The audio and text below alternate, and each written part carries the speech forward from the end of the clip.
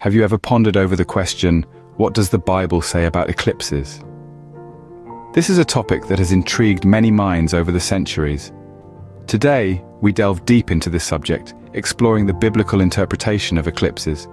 Our first stop on this journey takes us to the Book of Joel, specifically chapter 2, verse 31. The verse reads, "The sun shall be turned into darkness and the moon into blood before the great and terrible day of the Lord comes."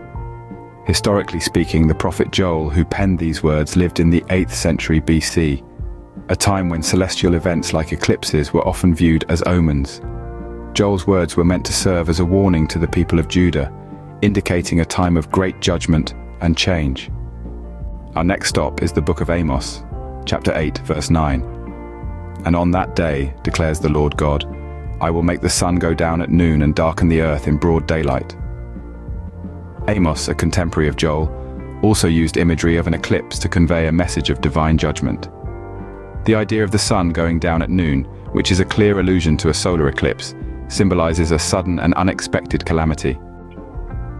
Finally, we arrive in the New Testament at the Book of Matthew, chapter 24, verse 29.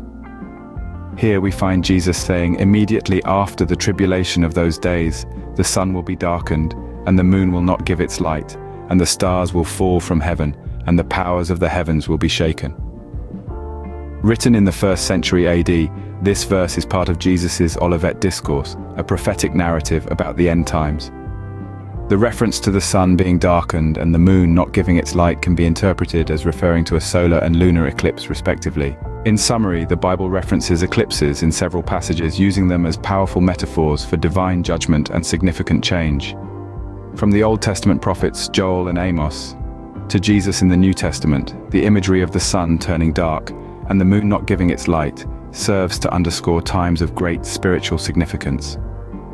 It's important to note that these passages are not scientific descriptions of eclipses, but rather they use the imagery of an eclipse to convey spiritual truths. They remind us that just as the natural world is subject to change and upheaval, so too are the spiritual realms. So, the next time you witness an eclipse, remember these biblical passages and the profound messages they carry. They serve as a reminder of the power of divine intervention, the inevitability of change, and the profound impact of spiritual events on our world.